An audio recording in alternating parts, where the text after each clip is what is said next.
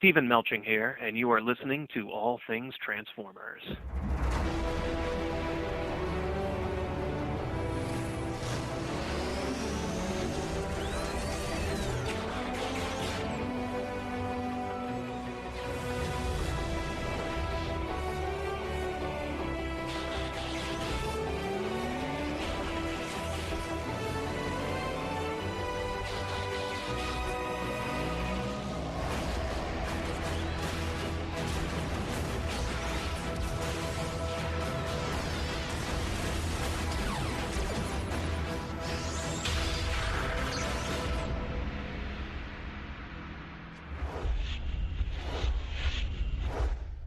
What is this I sense?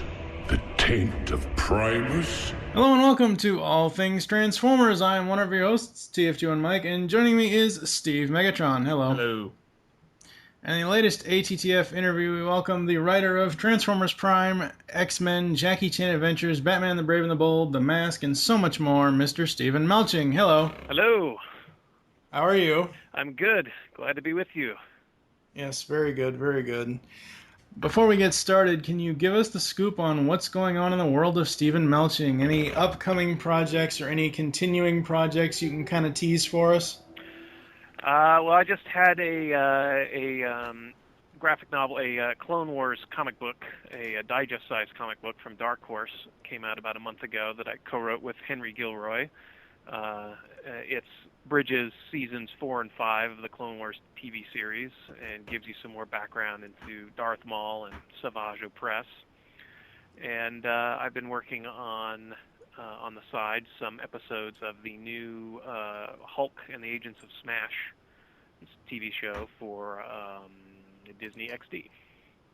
Sweet, sweet. All right. So where did you grow up?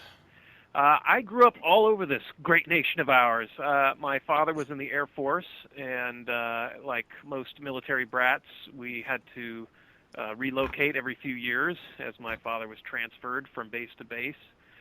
So I was born in Colorado and subsequently lived in California, New York, Nebraska, Hawaii, Virginia, and back to Colorado. Cool, cool.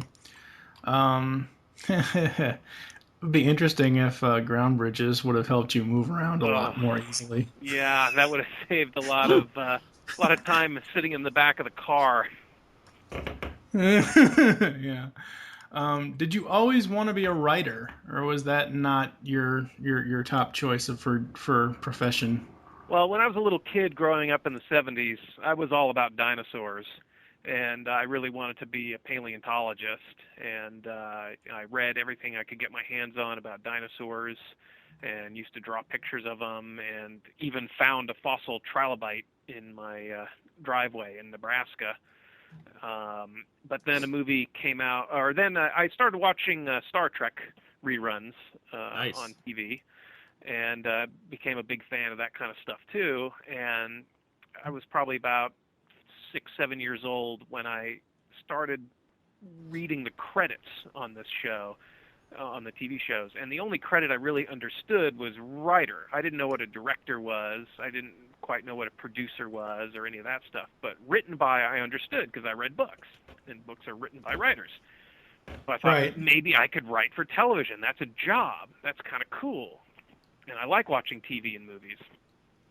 Then a couple of years later, I saw a movie called Star Wars. You might have heard of it. And that just blew my mind. And I was 9 years old at the time and realized then and there, walking out of that theater, that that's what I had to do. I needed to create for movies or television. Yeah, I remember the first time I saw Star Wars, it was 86. I was 6 years old, and the first question to my mom that I posed at the end of the movie was, "Wait, that's it? It's over?" Because that ending is like, the whole medals and it just ends, and I'm like, "Wait, that's it?" Wow. Yeah, but if you saw it in 86, you could go watch the other two right away. You could go to the video store and rent them. That's true. That's very true. I had to wait 3 years to find out what happened next. And let me tell you, that wait between 77 and 1980 was interminable. Although actually not as bad as that wait between 80 and 83 when Empire ended on that cliffhanger. Like, what the hell? Oh my God, we were just this pre-internet days, you were just, hungering for any scrap of information you get your hands on. And, we just read all those great magazines like Starlog and Cinefantastique and all that stuff, looking for And the flip side of that now is that it's instantly in your hands no matter where you get it from at this point with the internet. It's like a complete switcheroo. Oh yeah. Everything is so fast now from, it's like you don't really have time to digest anything. It's like you're inundated with so much media, But back in the day, we had time and sort of quiet to be able to sort of digest what we had seen. We weren't able to immediately throw on a DVD or go on YouTube or download something, to watch the next thing. You really had all that time to just sort of ruminate on what you had seen. Which it was, that's the way it was. I can't say it was any better or worse, but. So tell us the story about how you broke into the business. Oh, yeah. Well, following my inspiration to be a filmmaker or writer, I decided I tried to learn everything I could about how Star Wars was made, and I read all the books and watched the TV specials and stuff, and learned about this George Lucas guy and how he went to film school, and that was a revelation. Like, I could go to college and study movies and television in college. How cool is that? And he went to this place called USC, and my parents were from the Los Angeles area, and my grandparents all lived in LA, so I had visited from time to time, and so I just set my sights on attending the film school at USC, and worked hard in school, got good grades, didn't do drugs, and got accepted to the school, and made a lot of friends there, and graduated, and was out here in LA, and immediately just started trying to find work in the business. And initially, I had wanted to be a film writer, and wrote some spec screenplays, and actually sold one to Paramount that was never produced. But at about the same time, I had made a lot of friends at the Fox Kids Network, which in the early 90s was where it was really starting to happen. They were airing Batman the Animated Series, and X-Men, and Power Rangers, and Tiny Toons, and Animaniacs, and all that stuff. They were huge. They were the biggest network around for kids programming at the time. And it was a very small operation. There were only a handful of people there, and I got to know everyone, but one of the programming execs there, Sidney Iwanter, who was the exec in charge of Batman and X-Men, most of the action shows there, knew I wanted to be a writer and encouraged me to read all the scripts as they came in, gave me free use of the copy machine there, so I would go and make copies of all the Batman animated series scripts as they came in, because I was a huge Batman and comic book fan also. And this was the Batman show I had been wanting to see all my life, so it was great to be able to read those. And I wrote a spec Batman script that impressed Sidney, and might have been passed along to the guys at Warner's had it not had the exact same story as a script that Paul Dini turned in the day before. Oh, no. geez. It was uncanny. I worked on this script for 2 or 3 months, turned it into the executive literally the day before Dini's script came in, and it was this story, Trial. Dini's was called Trial, mine was called Trial of the Dark Knight, and it was essentially Batman is taken captive inside Arkham Asylum and put on trial for his crimes against the criminals. I love that episode. I know it's Dini's, but I so love that episode. The twist in mine that I'm very proud of is that Harvey Dent was both the defense and the prosecutor. Oh, that would have nice. been so awesome. That would have been so awesome. I think a lot better. So I was crushed that I didn't get that chance because I love Batman. But Sidney, to his credit, he thought it was a good script, and he said, Batman is winding down. There's really not any opportunities there, but we got X-Men starting. You should write for X-Men. So he recommended me to Eric Lewald, who was the story editor on X-Men, and teamed me up with my old high school chum, Dave McDermott, who was working at Fox Kids at the time, and we pitched a story, an adaptation of one of our favorite X-Men comics, Long Shot, to Eric and the X-Men team, and they liked our pitch, and they gave us a shot writing the script, and we wrote the script and didn't screw it up, so they gave us another shot, and we wrote another one, and another one, and another one, and we ended up doing 8 or 9 for X-Men, and from then on, I just continued to work in animation. I see that one of your very first projects, and for myself personally, I really love this show. You worked on The Mask. Yeah, that wasn't the first thing I really did, but I guess chronologically, however it aired, like the Long Shot episode, I don't know, there were some production problems with a cluster of episodes that for X-Men that they'd sent to a different studio, and there were horrible delays overseas and a lot of retakes and stuff. So that episode was the first episode that Dave and I wrote, but it was actually probably, I don't know, the 8 or 10th that actually made it to air. But The Mask, yeah, that was working for Bob Skier and Marty Eisenberg. I think that might have been the first project I did for those guys. Marty had also been working at Fox Kids as kind of his day job while he and Bob were writing scripts for X-Men and all those other shows. Yeah, I blame IMDb because that's how they have it listed under your writer credits. Is they have The Mask listed very first in '95, and then if you move up, it does have X-Men, but they put it up farther because it lasted longer. Yeah, and who knows? It might just be the air dates. I don't remember. As I recall, the very first episode of animation that I wrote to actually air was the X-Men episode Weapon X Lies and Videotape. The big Wolverine flashback Weapon X episode, and they actually aired that in prime time. Oh, cool! But that was the 4th episode, I think, that Dave and I had written for that show. But so it had aired. I don't know. Anyway, that's IMDb. Yeah. No, I mean, I know a lot of people will sit there and review the old X-Men cartoon and be like, this animation is crap, these stories are crap. I'm looking at it, I'm like, what is wrong with you people?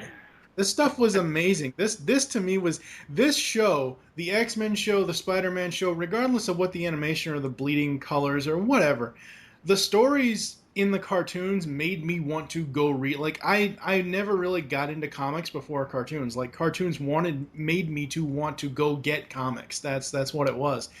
And those X-Men stories just brought so many things to life. I actually just watched, again, I went on Netflix and I watched Weapon X Lies and Videotape today before we did the interview. There's some crazy stuff in there. I mean, we had Jebediah Creed beating his son, basically, in that episode. Yeah. And we did another one called Descent that took place in the 19th century in London with the origins of Mr. Sinister and the mutants, where we had their ancestors on the trail of Jack the Ripper. And you actually see like the foot of one of Jack the Ripper's deceased victims in the foreground in one shot. It's pretty crazy. And we had debates about evolutionary theory, natural selection. In that episode, that was kind of a transitionary series between that and Batman. Those were sort of the new wave of sort of mainstream, more sophisticated storytelling. Yeah. I guess you could say. Before that, it was Super Friends and stuff like that. When it came to action adventure. There really wasn't a lot that sort of took it seriously and did more complex types of storytelling. So, the Batman show had a lot more money for their animation and music, which was tremendous. I mean, it was a really beautiful show, and it sounded fantastic. Shirley Walker's score was fantastic. X-Men, Haim Saban, he's not a man who was known for spending a lot of money on his productions. Hence why we they have did the Power best Rangers they could. Turbo. What's that? I'm sorry?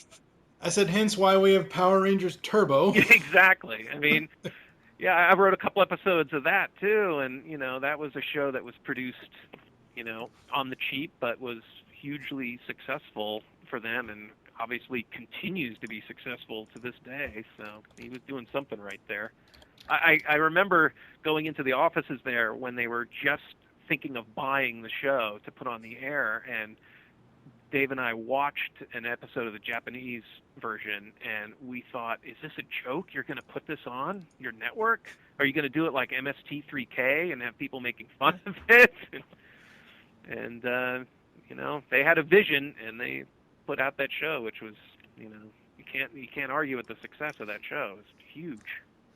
Yeah. Oh yeah, I think that like you were saying with the evolution of the shows, I really do agree that in the early '90s, that pretty much set the tone and the future interpretations of all the comic book hero animation. Yeah, well, I went to school. One of my good friends from film school was Bryan Singer, who directed X-Men and X2, among others. And the X-Men animated series was a huge inspiration for him when he was putting together the first X-Men feature film. And he watched the entire series, and he wanted to capture something of that tone or that sort of serious approach to the subject matter, and the allegory of mutants' rights, being an allegory for whether it's for civil rights, basically. Yeah. And then the next thing that I kind of knew you from was the sequel to Beast Wars and Beast Machines. Oh my God, I love that show. Yes, that was another show I did for Bob Skir, Marty Eisenberg. Yeah, that was a real treat to work on, because I was a fan of Transformers from G1. I used to come home from high school, maybe a little too old to watch it, but I've always loved watching cartoons. I come home from high school in Colorado and turn on the TV, and that was in the 80s, so I was watching G1 Transformers and G.I. Joe and Thundercats and all that stuff. And actually, Dave McDermott and I went and saw the original Transformers, the movie, in the theater, and we were the oldest people in that theater when we watched that thing. We're teenagers. We're the oldest people in there watching this thing. So I had been a Transformers fan going back to the beginning, and had a collection of toys that I still have. I still have my original Optimus and Megatron, which I was pleased to go get signed by Peter Cullen and Frank Welker during one of our Transformers Prime recording sessions. Oh wow, that's awesome! You lucky. Yeah, I got my Starscream, and I got about a dozen of the original G1. Oh, that is awesome. Toys in their boxes, because I was one of those weird kids that saved everything. I still have most of my boxes to my original Star Wars toys. Oh, sweet. Yeah, with Beast Machines, it was such we interviewed Larry DiTilio a couple of years ago, and it was during the time, because we actually did a full-on Beast Wars, Beast Machines review podcast, where each podcast episode we would review 2, 3, 4 episodes of each cartoon. Oh, cool.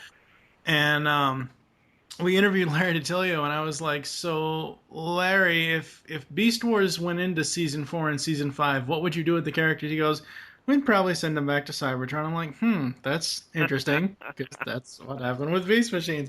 But no, Beast Machines, what's so funny about that is you have, a comical yet sinister character in Megatron and Beast Wars. In Beast Machines, he gets so much darker. He was scary in that show. Yeah, he is scary in that show, especially around the time when he's trying to separate himself from his organic half. I thought he loved that organic half, though. That show was. I have to admit, I had never really seen Beast Wars before working on that, because that was the late '90s. I don't recall it being readily available on home video formats, so I couldn't just get tapes and watch them. And I don't remember it being on television at the time. I had to work on the show, and it all came together relatively quickly. So I was sort of writing in a vacuum with that series. Yeah. With regards to Beast Wars, I only knew what I had learned from the Bible for Beast Machines that Bob and Marty wrote, and our conversations. Like we would gather over at Marty's house with Bob and Marty and me and like Marv Wolfman and some of the other writers would get together, and we'd discuss the stories that we wanted to tell and the relevant backstory material. Yeah, I just love, for me personally, what I love about those two series, and I know you mainly only had dealings with Beast Machines, but between the two series, Beast Machines is most definitely a sequel to Beast Wars, even though it does stand on its own with its own story. But just taking those characters and putting them on a barren Cybertron was just such.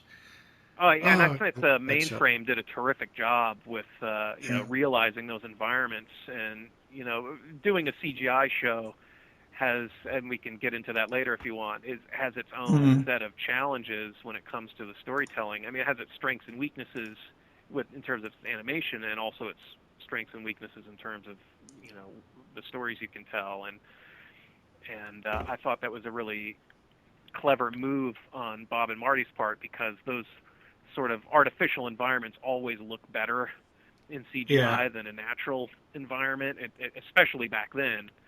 And the idea of doing all these drones, the Viacon drones,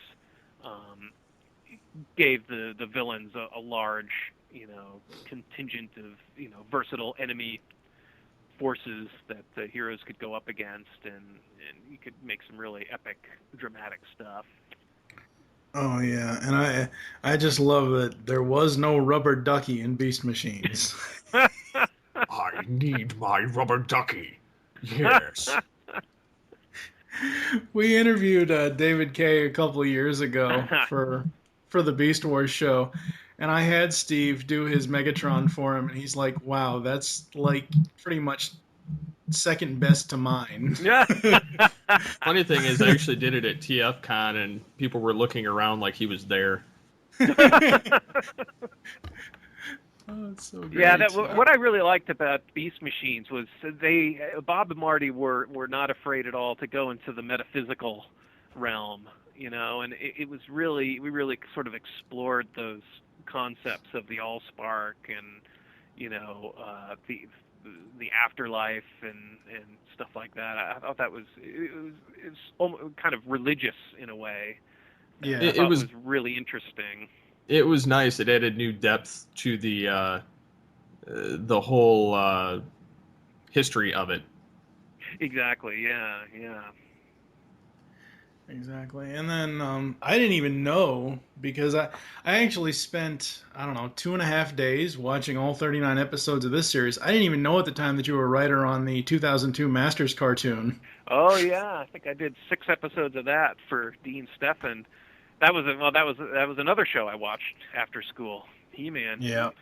And that was a little young for me, even for some high school kid who was watching cartoons. He-Man was a little young for me, and it was mostly just sort of, I hate to say background noise, but I just had the TV on when I was working on my Dungeons and Dragons stuff. Because of course I was a dungeon master when I was in high school, which I think was terrific, was great training to be a writer, because back in those sort of pre-computer days, you want to do adventures like that, you needed a dungeon master to sort of create the world for the players and create a storyline for them, to go a quest and a storyline, and you had to be able to think on your feet and improvise to when the players might want to do something you didn't intend for them to do, you gotta keep the story alive for them. Yeah, and that's the great, like, I love, because I grew up watching the Filmation, He-Man and She-Ra and all that stuff, and I love that for what it is, but once I found the 2002 series, I'm like, yes, continuity, strict continuity, yes. Yeah. Oh, one flowing story, amazing. Yeah, Dean Stefan is a terrific writer, and really had a good vision for that show, along with the. I guess he was the producer. I mainly knew him as the Mattel executive, but I think he has a producer credit on the show. Ian Richter, who is a great guy and is one of the most passionate young executives I've ever worked with. I mean, this is a guy who just loved the material that he was working with, and he's the guy that would get up and act stuff out in the room. I mean, he just loved his material, whether it was Max Steel or Hot Wheels or He-Man. He was 110% committed to that material, and kept pushing us to make it cooler and more exciting, and sort of tamp down the Mattel instincts to want to throw in every crazy toy they wanted to include in the show. Like, okay, well, can we find a way to stick that in there that's not ridiculous? Yeah. But that was a fun show to work on, and when we came on the idea of bringing in the Snake Men, I thought, if I do a really good job in the Snake Men, the first Snake Men story, that seems like a kind of I had a choice of episodes to do, and I picked the one, or a choice of concepts to develop, and I went with the Snake Man because I thought, if I do this right, they might want to bring the Snake Man back, and I'll be their go-to writer for Snake Man stories, and that actually worked out pretty well. Like, almost every story I did was a Snake Man story. So. Awesome. Very, very awesome. All right, now we're going to jump into what all of the listeners actually want to talk about and hear about, which is Jackie Chan Adventures? Oh, no, I'm sorry. Transformers. The current project that you're working on, the epic Transformers Prime. Now, I've heard on the season 1 DVD set, I forget which person said it, but someone said that they hope that Prime is, some parent's child's Generation 1, essentially. That, fans of the old shows will get their kids into this, and this will be that child's G1. And I totally agree with that. First off, I love the entire series. So, so far, all of the episodes to me play like one big long story. Like, to me, there is, and I know people will nitpick and say, oh, well, this is a throwaway or that's a throwaway, but every episode always has something that connects the entire story. I agree. There's always some element, and it's not necessarily, it's not a strict serialized, each episode flows directly into the next with a cliffhanger or some giant mythological overarching story. It's often just character threads, emotional threads, or plot threads. There's usually always generally there's always something. Yeah. We don't approach any single episode of that series as simply a throwaway. We always want to explore at least one character and do something new with the storyline. Right. Was it a goal of the writers to homage all generations of Transformers in Prime? I mean, there are homages everywhere to multiple generations, yet the story is its own and very unique. I wouldn't say that was. It certainly wasn't a mandate. And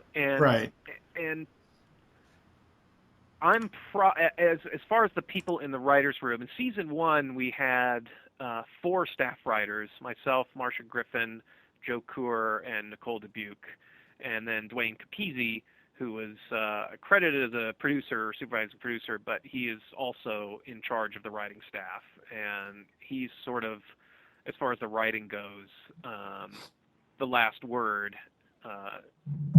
in terms of what we do. And we run everything past Jeff Klein, our executive producer, who's a very shrewd, smart guy. He's terrific. And then, of course, everything also goes through the network, Hub Network, and Hasbro. Hasbro brand signs off on everything. But as far as the people in the room, I was probably the one person in there that came to the room with the most knowledge of Transformers, of the Transformers universe. And it was never really something that I pushed in the room. But at the same time, I mean, even though they sort of set up Prime as being part of this, I think they call it the aligned continuity. Yeah. Hasbro came to this show with a desire to create a single continuity going forward that would include their video games and books and comics and television series. Not really the films, although we echo the films in some ways. Yeah, in a few of the designs and stuff like that. Yeah, and some of the story concepts and visuals and stuff. We echo the films, but they're not part of our continuity. And I as much as the little kid in me wants Which is the Dan reason why Gilbazan, we couldn't have the base be in a dam, like Hoover Dam, because they had their base in the dam in one of the movies. Oh right, yeah. I think our base is cooler anyway. It is. It's so much cooler. And as much as I, the 6-year-old in me wants Dan Gilbazan's voice to come out of Bumblebee, I'm glad that I'm actually probably the only person that is glad that the Bumblebee in Prime is R2-D2 beeps versus radio stuff that happened in the movies. In the beginning we toyed around with maybe doing that kind of stuff with B, but that was just going to be too complicated to try to do, and thought, screw it, he'll just bleep and we'll kind of understand what he's saying through context. And through Raph with all the exposition. Yeah, exactly. But yeah, I don't know if I answered your question. We tried not to. We didn't want to. We were never sort of beholden to any past continuity from the previous series.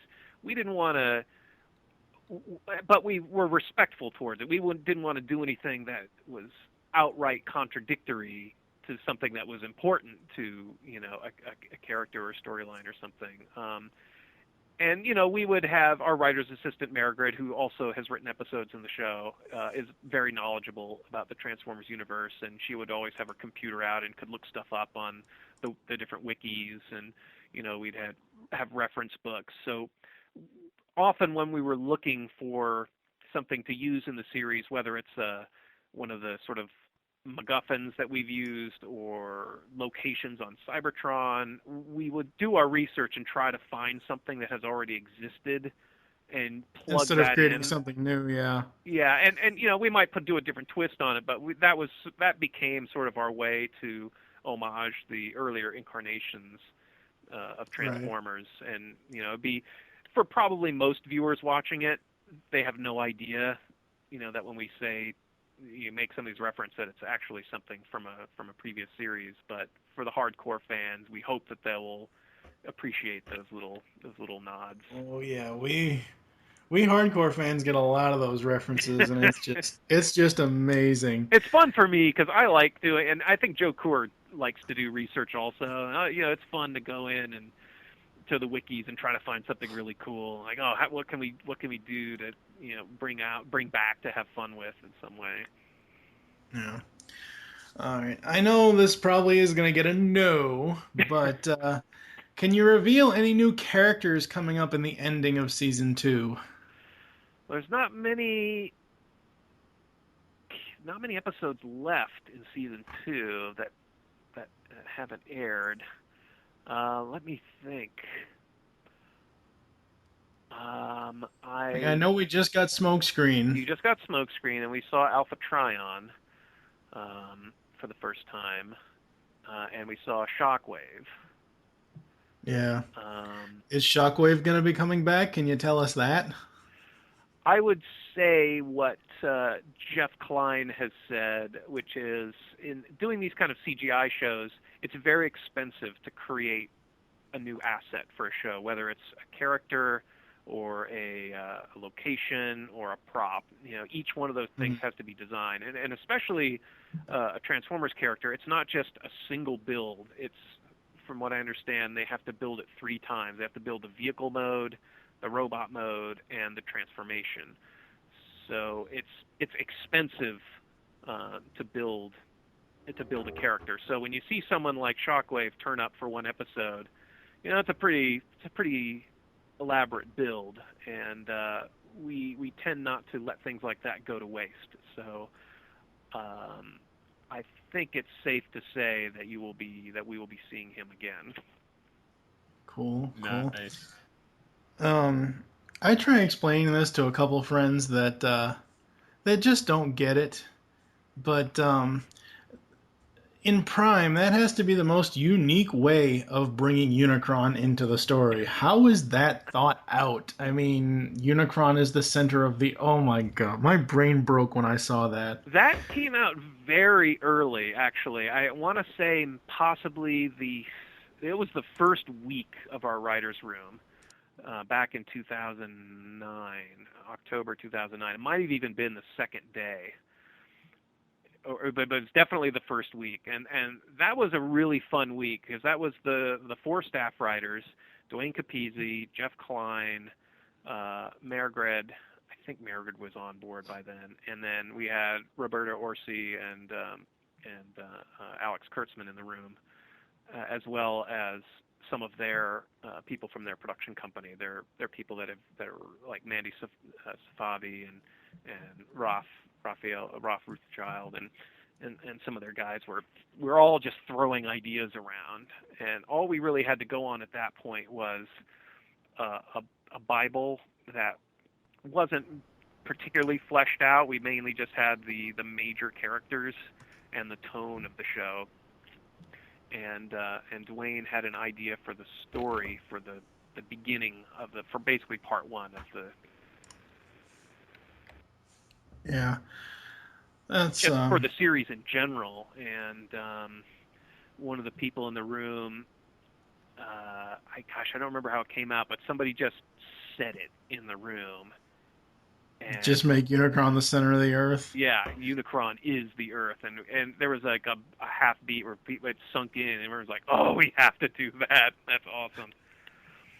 So that became the genesis of that. So we knew that literally from the first week of creative meetings on the show that we were going to do that. Wow. Are there any other type characters that you guys have been itching to try and pull in there, or haven't been able to? Oh, you mean Autobots and Decepticons that we want to use in the show? or even some human? of the yeah. Well,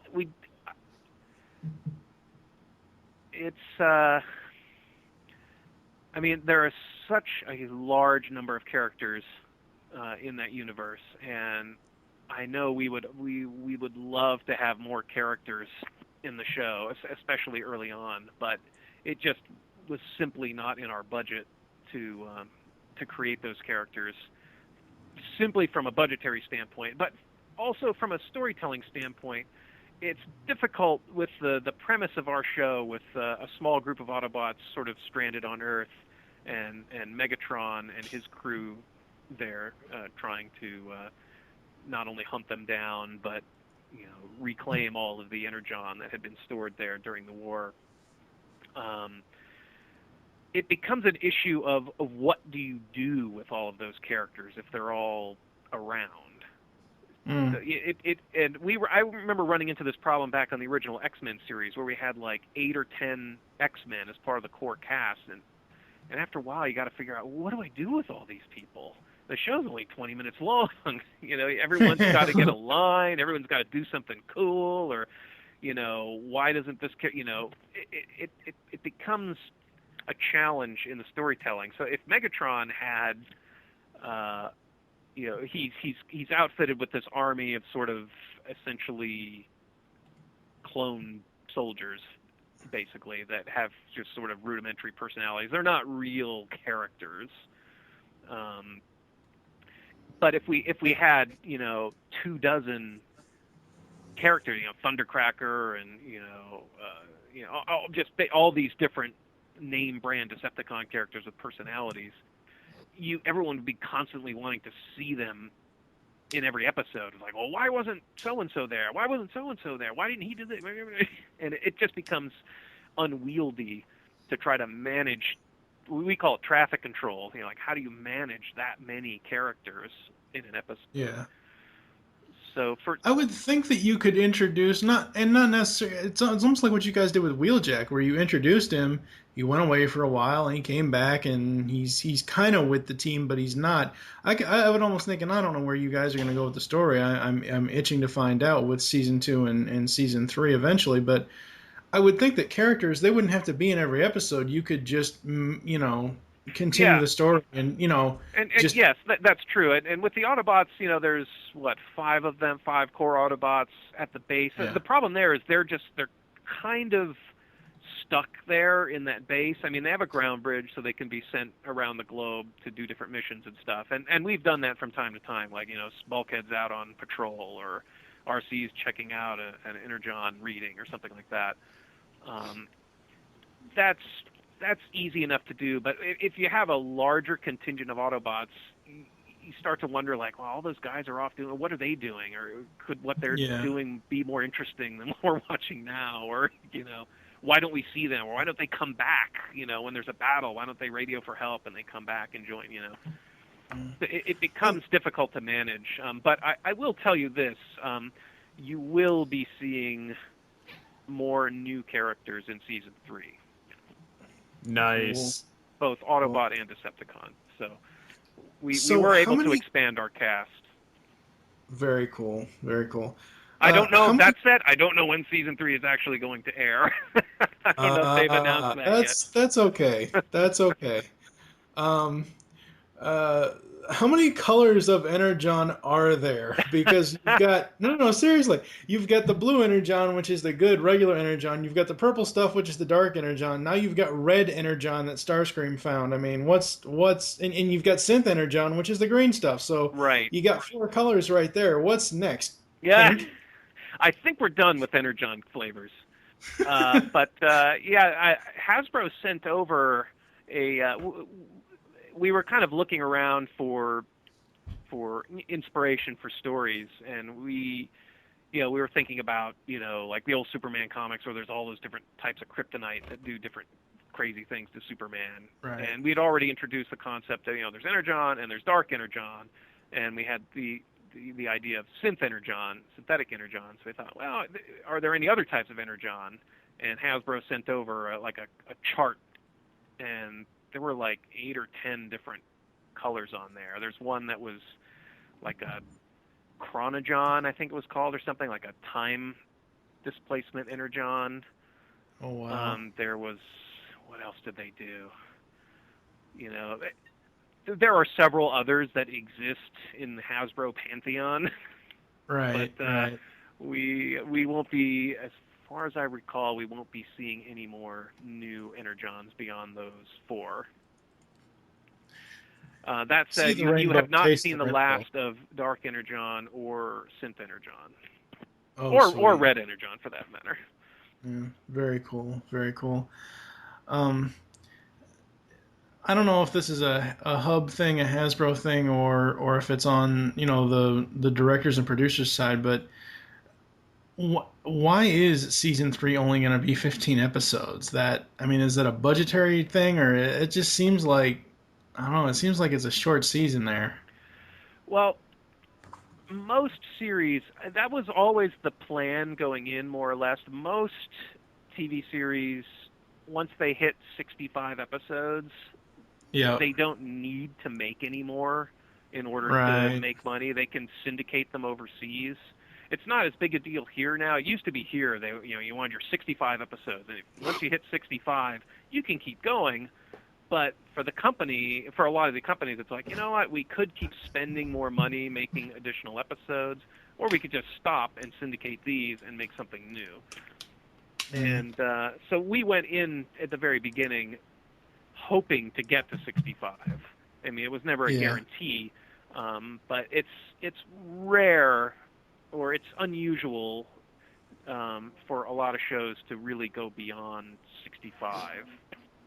Well, I wish it would, because it's such a great series. What were you going to say, Steve? I said, so here's hoping that we get another few seasons on top of what's already been confirmed.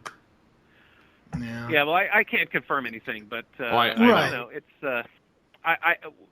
we came into it knowing how we wanted to end the series. So we weren't rushed into anything, and we were very happy. The way it's proceeding is we're very happy with season 3. It's pretty So with the cool. current storyline in season 2 being now at this point in when it's airing, it's being, it's the Omega Keys and the Omega Lock. A friend of ours is hoping that Cybertron is not going to come to life and transform.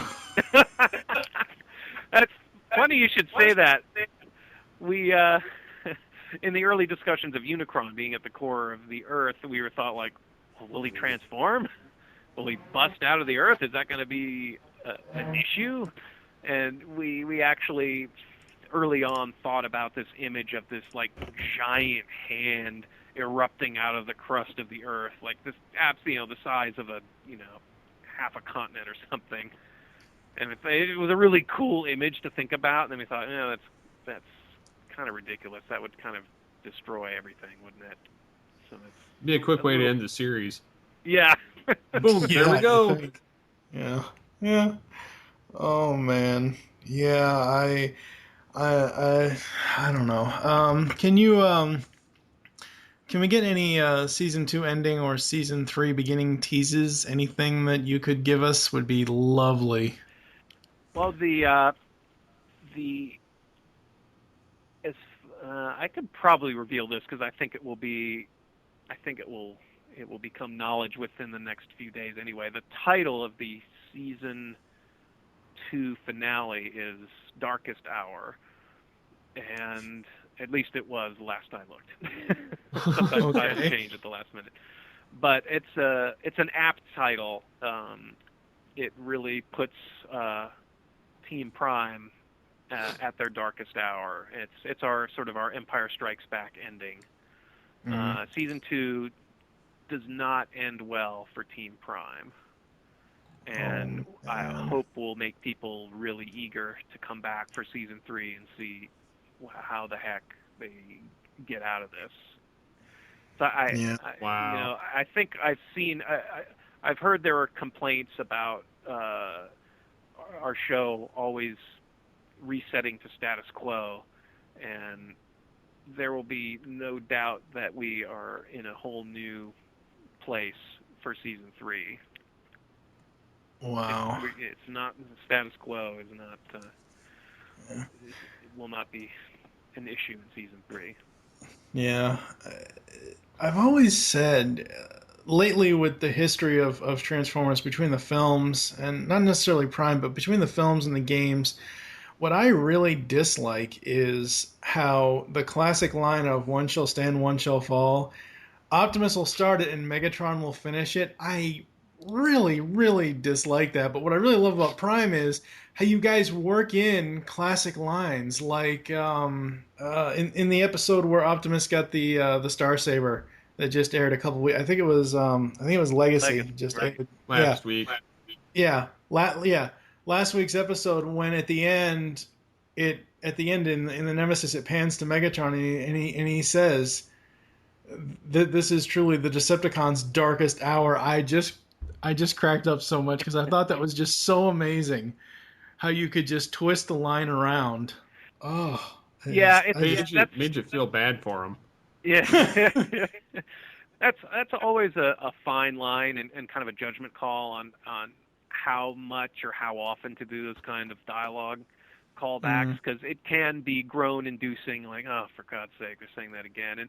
And that was an issue in the Star Wars, the Clone Wars also, where, we were all huge Star Wars fans working on that show and wanting to find different ways to insert sort of classic lines of dialogue. And maybe we did that a little too much in the early going, but it was kind of irresistible because it's just cool.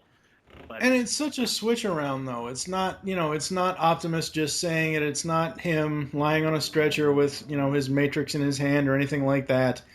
And because it's Megatron saying it, it makes it that much more epic. And I didn't groan at all at that line.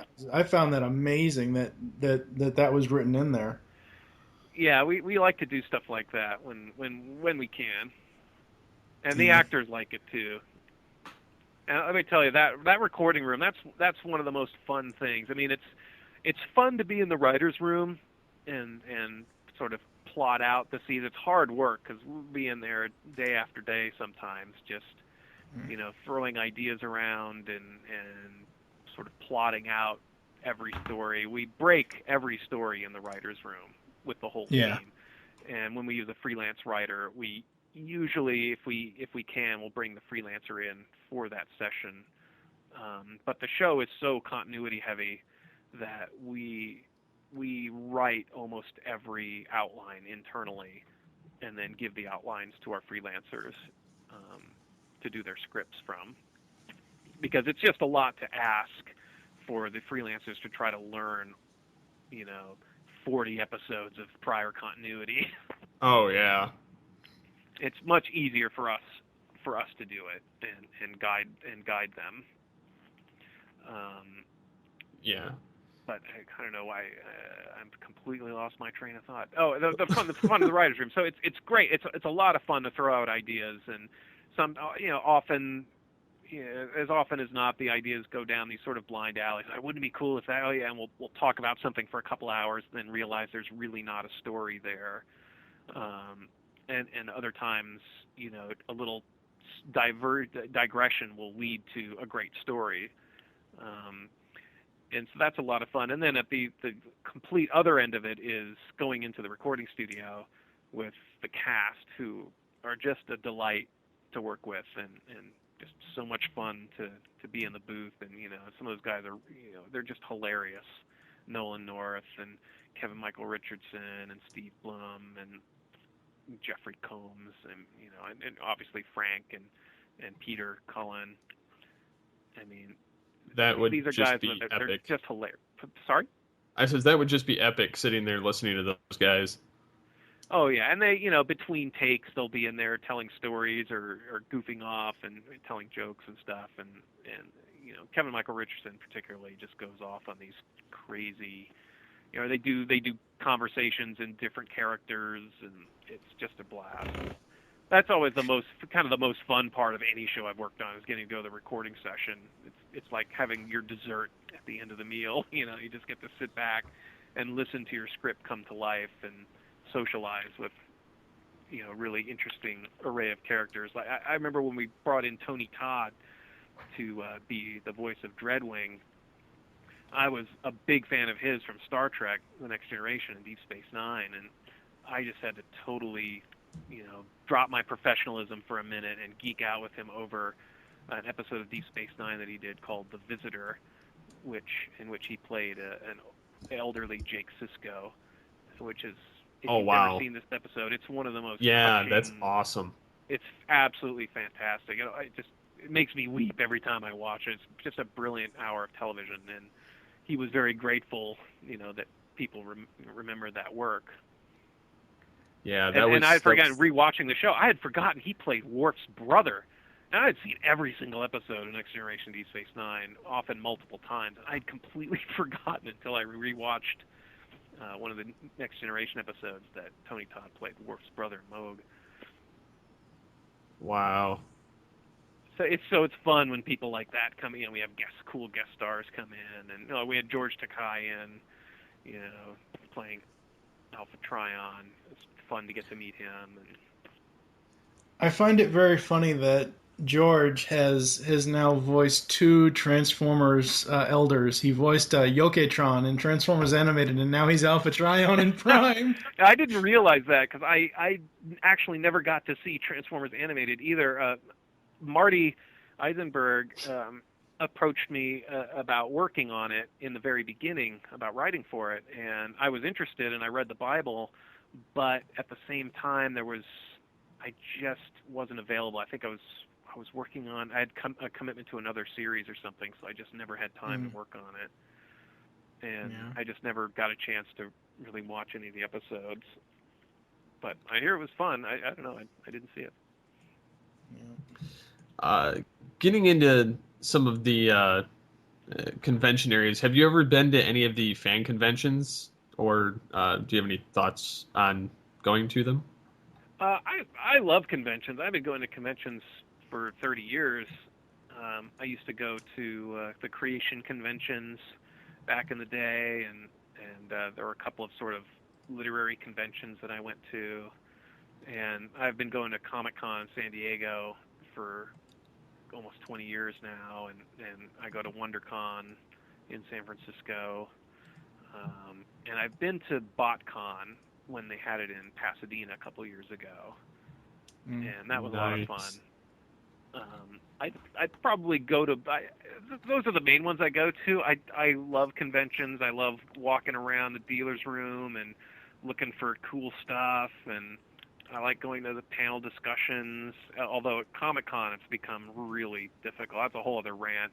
San Diego Comic-Con now is just unwieldy. It's too big. It's too big. It's a victim of its own success, unfortunately.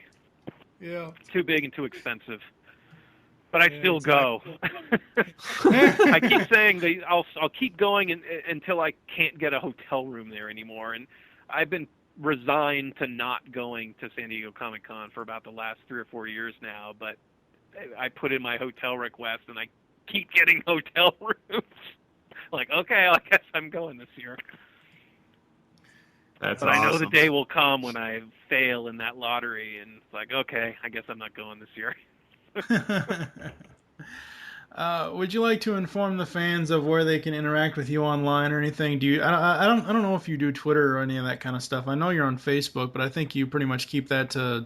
Yeah, I don't really have my Facebook page is just a personal page. I don't have a fan page, and I'm on Twitter, but if you follow me, the joke's on you because I don't really tweet. I just kind of use it to follow people, mostly comedians. But I'm accessible and happy to talk to fans. If they come up to me at a convention or something, I'm always happy to talk to fans because I appreciated the time that professionals before me took the time to answer my stupid questions or listen to my my nerdgasms. Yeah. Before we let you go, remind the listeners of what you have coming up or what's currently going on with you as far as your writing stuff and whatever else. Well, Transformers Prime, I have an episode that I story edited that's on not this week but the following week called Inside Job. That was written by Bob Skier, and it was a fantastic script. And I haven't seen it yet, but I heard it turned out really well. I'm really proud of it. And then I wrote the season 2 finale, Darkest Hour, which is totally epic. It's awesome. Haven't seen any of that either, but I was really proud of the script and how it turned out, and really excited to see it. And of course, season 3 of Transformers Prime, I wrote 5 episodes in season 3. And Marcia Griffin wrote 5 episodes of season 3. So we wrote the bulk of season 3 internally. That's awesome. We could finish out the story the way we had, it was such an inside baseball kind of show anyway, it was so mythological, so myth heavy at that point that it was easier for us just to do it all. So, between me and Marcia and Dwayne and Margaret, we wrote, probably 80% of season 3, and and then the Clone Wars comic, The Sith Hunters, and Hulk and the Agents of Smash coming to Disney XD. I don't know when, next year sometime. Cool. We'd like to thank Mr. Melching for taking the time to chat with us in this All Things Transformers interview. We will ask you to hold the line, and we'll be back after this. Who in the pits of Kaon is that? So there you go, folks. That was just slightly north of an hour-long interview with Stephen Melching, writer from Batman the Brave and the Bold, X-Men, The Mask, Transformers Prime, Beast Machines, Batman the Brave and the Bold. It was awesome talking to him. Yeah, it was really really fun and nice getting to hear some of the background thoughts on the various series he's worked on. Yeah, I mean, you can tell he's a huge Star Wars buff. He's a huge superhero comics buff. And he's a huge Transformers fan as well, and that's absolutely amazing. He's a geek like the rest of us. Yes. Yeah, I don't think he heard me, but in the interview when I asked him a question about the multicolors of Energon, I made a Skittles joke, and I don't think he heard me because I said, "See the rainbow, taste the rainbow." That is funny. I didn't catch so that either. Yeah. Usually I'm the first to say, taste the rainbow. That's just creepy, dude. I wonder how it would sound if Megatron said it. Oh, taste the rainbow. Yeah. That's even more creepy. But there you go, folks. We had a fun time, absolutely amazing time with Stephen Melching. He's a great, great guy, amazing writer. Transformers Prime Season 2 is currently airing. We're not sure just yet when Season 3 will air, but go check this show out. You know, keep an open mind about it. I know most of you G1ers are like, oh no, this isn't my Transformers. But it's the G1 for the new generation, and in my opinion, it is the best show since Beast Wars and Beast Machines. And I will argue that it's pretty much neck and neck for me, even though I'm still biased. Yes, we know. But yes, I do love that show very, very much. All right, so there you go, folks. We will catch you next time on All Things Transformers. Anything else you'd like to mention that we already know? Nothing I can say in front of the children.